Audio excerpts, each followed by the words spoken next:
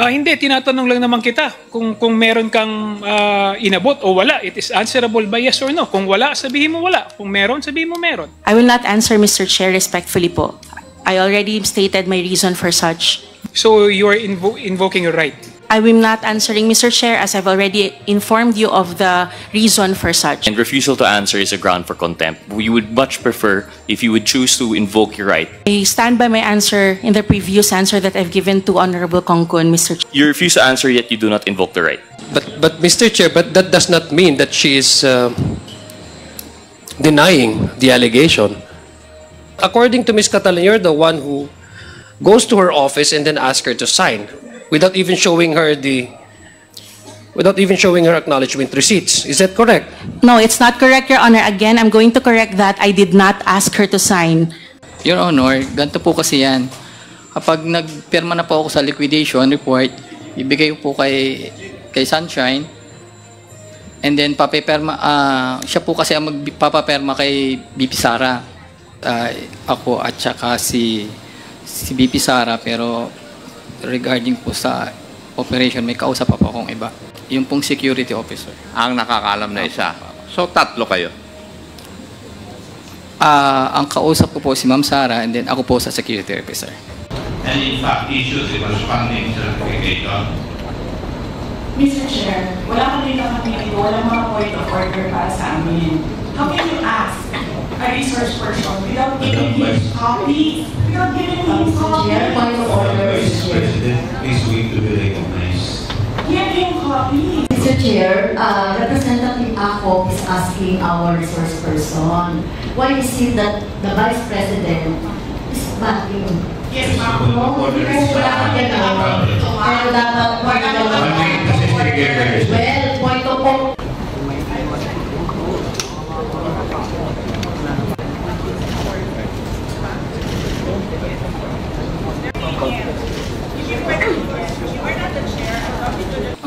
Your Honor, confidential po yan, so binabalik po sa kanya. So, Ano po? binabalik po sa kanya. So, you do not have any copy of that? Wala po, Your Honor. It is only Colonel Dennis Nolasco who would have copies of this. Yes, Your Honor.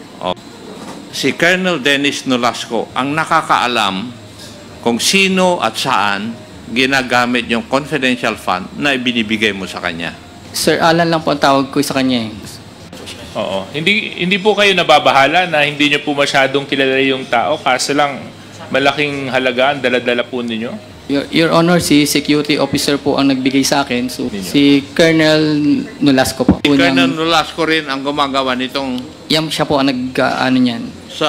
Kanya pong expertise po yan. Ngayon po, sinasabi niyo po sa amin, sa committee na to, na hindi niyo po mapinpoint kung saan napunta yung pera. Dahil ang mas may alam po dito ay yung security officer po ninyo.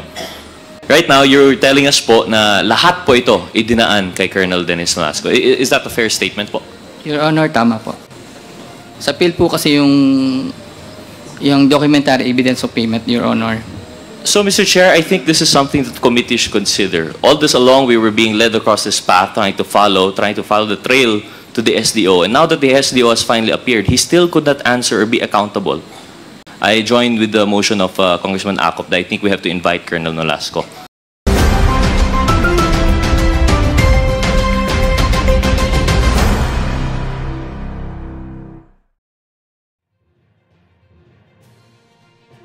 Magandang gabi sa inyo mga kabalitaan. Panoorin ang highlights ng latest government officials accountability public hearing. Nung naging HEA at Assistant Secretary ka ng DepEd, kilala nyo si Yusek Gloria Mercado, tama ba? Yes, Mr. Chair. Si Director Resty Osayas? Yes, Mr. Chair. Si Miss Runa Catalan? Yes, Mr. Chair. Okay.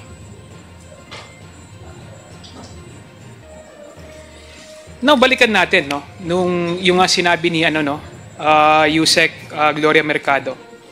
Sinabi nila noong nakaraang hearing, isiniwalat nila sa committee ito na inabutan mo daw sila ng puting envelope na naglalaman, no, ng malaking pera. So dahil hindi ka nagpakita sa mga panahong ito, hindi ka nabigyan ng pagkakataon para sagutin, no? Yung mga akusasyong ito. Totoo ba na inabutan mo sila ng sobre o nagsisinungaling silang tatlo? Respectfully, Mr. Chair, I would not want to answer that question. May I explain if I be allowed?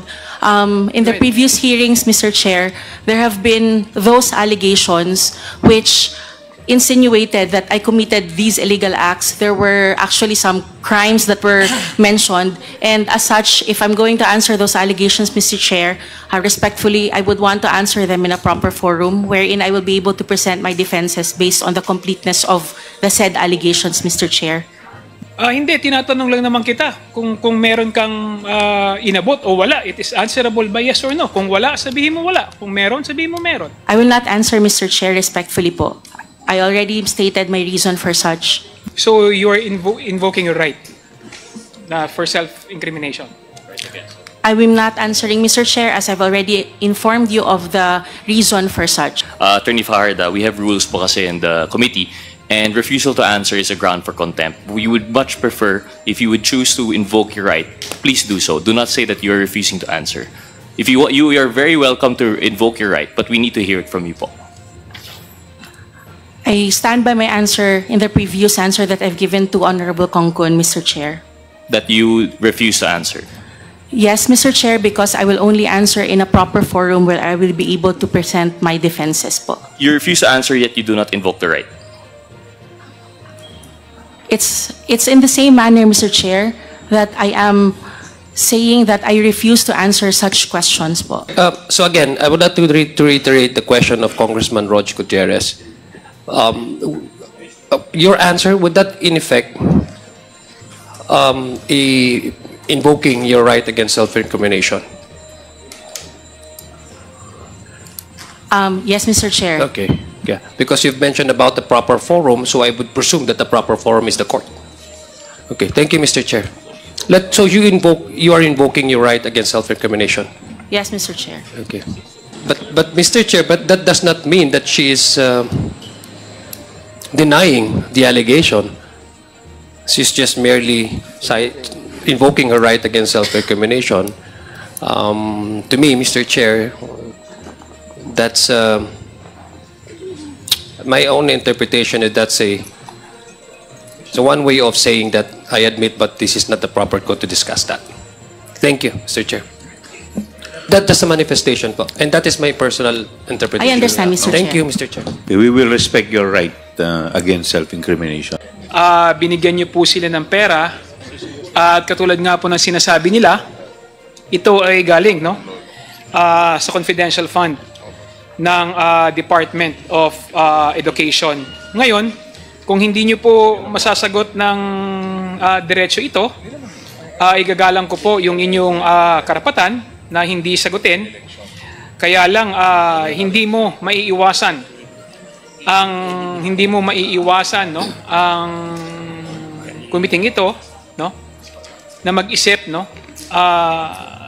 kung totoo nga ba ang sinasabi ni Yusek Mercado, ni Ms. Catalan at ni Director Osayas. Thank you, Mr. Chair. That is false, Mr. Chair. I never gave any checks to Ms. Mercado, number one. And number two, Mr. Chair, I am not involved in any way in the utilization of the confidential funds. Respectfully, Mr. Chair.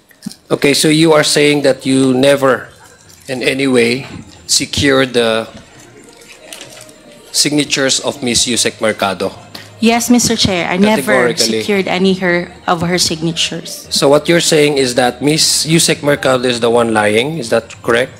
I'm not also saying that, Mr. Chair. I wasn't really able to listen to what she said, but I did not give her any checks, nor did I request her to sign any checks.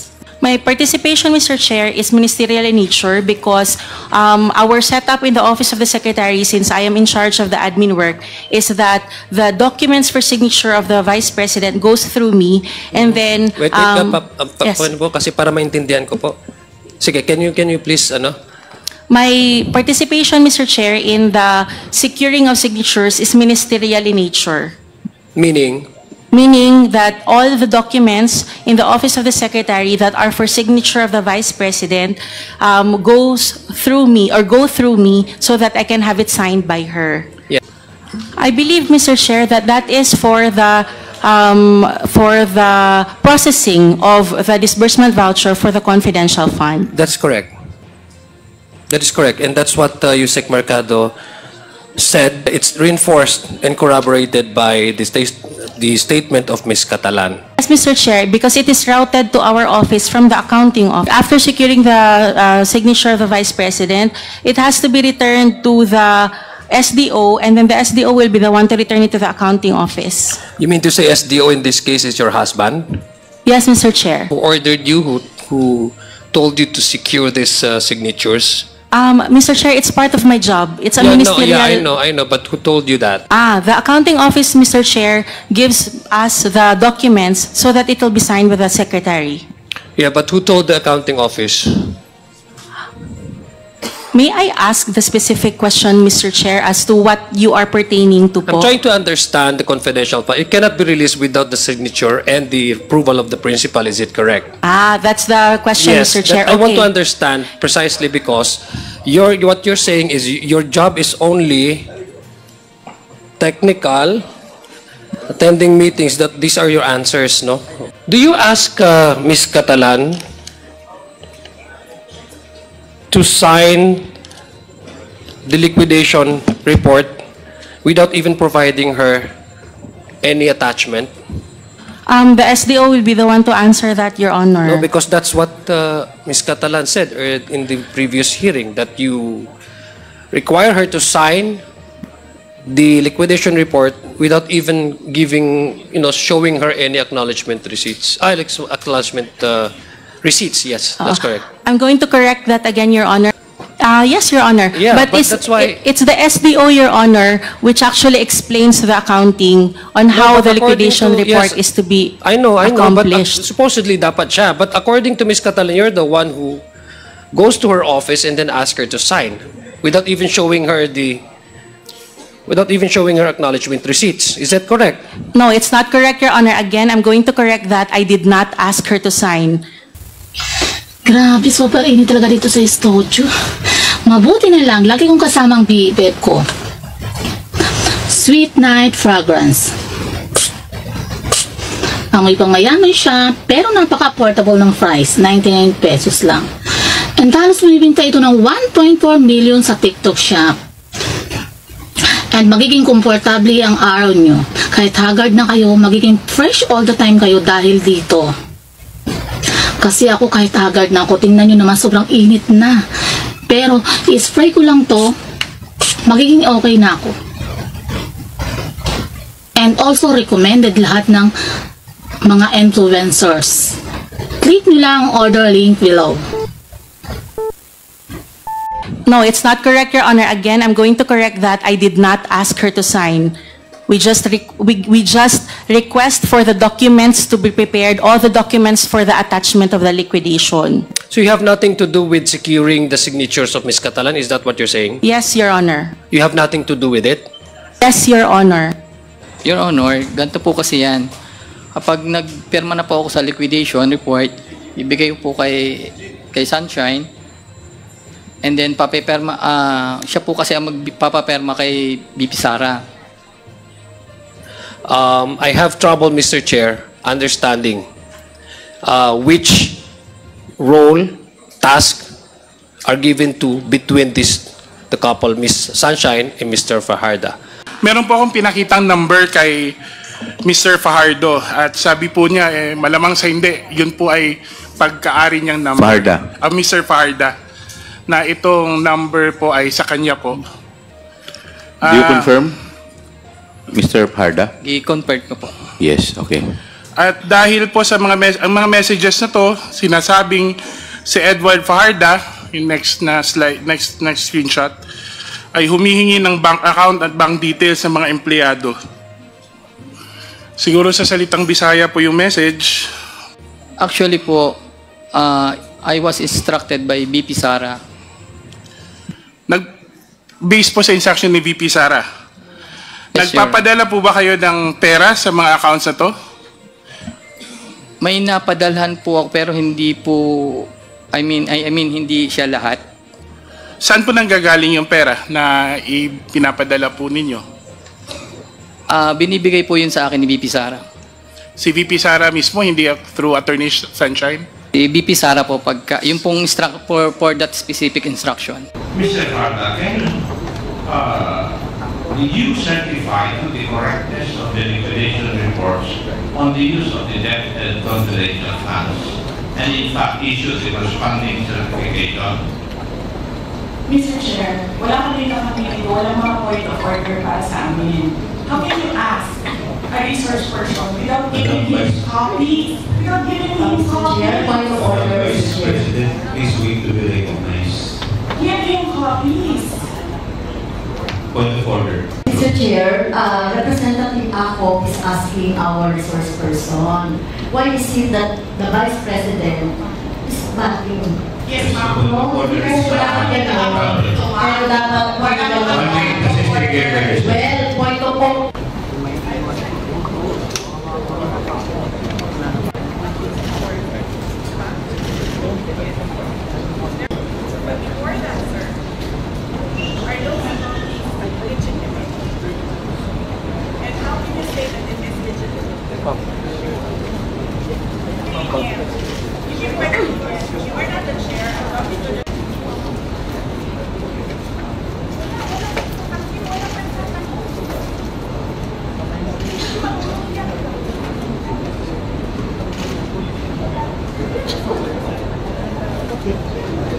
Kakambik pala kailangan.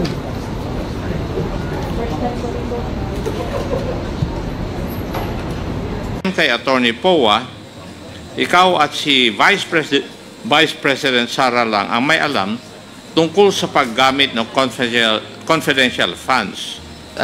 Ako at saka si VP Sara, pero regarding po sa operation, may kausap pa po akong iba. Yung pong security officer. Ang nakakaalam na isa. So, tatlo kayo. Ang kausap ko po si Ma'am Sara and then ako po sa security officer. Kayo po ba nag-prepare ng disbursement voucher? Your Honor, ang nagpe-prepare po niyan sa DepEd ay yung pong accounting. This whole process would be under your supervision. Your Honor, alam ko lang po yung mga signatory dyan, pero ang mas knowledgeable po dyan ay yung accounting po. Yung pagka-withdraw nyo yung pondo, saan nyo po dinala? Sa office po, Your Honor. Sa office. So, meron po kayong vault doon that would be able to hold 37.5 million. Meron po, Your Honor. Meron. Okay. Security officer who disburses together with you yung confidential funds ng DepEd? Yes, Your Honor, meron po. Sino po yung security officer? Si Colonel Dennis Nolasco po. Your Honor, confidential po yan, so binabalik po sa kanya. So, Ano po? binabalik po sa kanya. So, you do not have any copy of that? Wala po, Your Honor. It is only Colonel Dennis Nolasco who would have copies of this? Yes, Your Honor. Okay. Si Colonel Dennis Nolasco ang nakakaalam kung sino at saan ginagamit yung confidential fund na ibinibigay mo sa kanya. Would that be correct? Your Honor, based po dun sa quarterly activities na binibigay po niya, Yes, doon lang po nalalaman. Sir Alan lang po ang tawag ko sa kanya. Oo. Hindi po kayo nababahala na hindi nyo po masyadong kilala yung tao, kaso lang malaking halaga ang dala-dala po ninyo? Your Honor, si security officer po ang nagbigay sa akin. So, Security officer pertaining to who? to confidential fund po. Hindi, sino yung security officer na nagbigay sa inyo dito sa ala na binabanggit ninyo? Si Colonel Nolasco po. At dinadala nyo po ito sa vault. Nabanggit nyo po yung Opo, vault. yes. At kayo lang po ang may access sa vault na ito? Yes, Your Honor. Si Colonel Nolasco rin ang gumagawa nitong Yan siya po ang ano niyan. sa... Kanya pong expertise po yan. Yan pong So, ibig mong sabihin, yung first quarter na 37.5 million check, ang gumawa ng 7 disbursements in 7 different locations ay si Colonel Dennis Nolasco. Hindi po kayo. Hindi po ako si... Yung 7 disbursement were made yung February sa Malolos, Davao, San Francisco, Agusan del Sur, Makati City, Negros Oriental, Negros Occidental, and Davao City. May I ask, posible po ba ito? Your Honor, hindi po kasi ako ang expert dyan. Si Colonel Nolasco po. Siya po kasi ang gumawa niyan. Mr. Farda, titingnan ko po yung mga lugar kung saan po nag-disburse. Ang lalayo po eh. Your Honor, hindi ko po kasi masabi kasi siya po ang nagtrabaho niyan, so hindi po ako expert dyan. So, at yung tatlong 37.5 million na iyong natanggap ay ginawan mo ng mga ganito, yung liquidation and accomplishment reports. Yes, Your Honor. Yes. Naiisip nyo ba yung sagot po ninyo sa akin na nagagamit sa operational and MOA expenses yung confidential funds, Mr. Farda? May implication po yun eh.